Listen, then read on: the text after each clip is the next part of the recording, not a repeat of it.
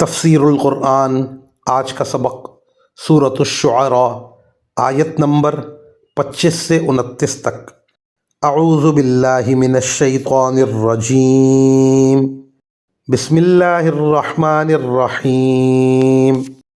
قال لمن حولہ الا تستمعون قال ربکم ورب آبائکم الاولین قال ان رسولکم الذی ارسل الیکم لمجنون قال رب المشرق والمغرب وما بینہما ان کنتم تعقلون قال لئن اتخذت الہا غیری لأجعلنک من المسجونین۔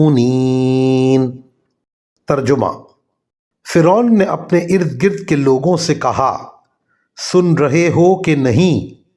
موسیٰ نے کہا، وہ تمہارا بھی پروردگار ہے اور تمہارے پچھلے باپ دادوں کا بھی۔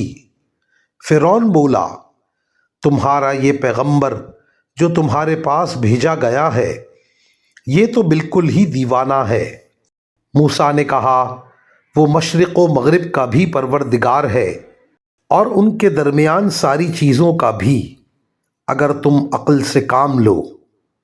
کہنے لگا، یاد رکھو اگر تم نے میرے سوا کسی اور کو معبود مانا تو میں تمہیں ضرور ان لوگوں میں شامل کر دوں گا جو جیل خانے میں پڑے ہوئے ہیں۔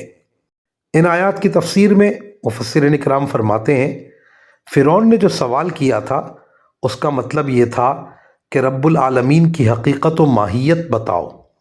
حضرت موسیٰ علیہ السلام کے جواب کا حاصل یہ تھا کہ اللہ تعالیٰ کی حقیقت و ماہیت کوئی نہیں جان سکتا، البتہ اس کو اس کی صفات سے پہچانا جاتا ہے۔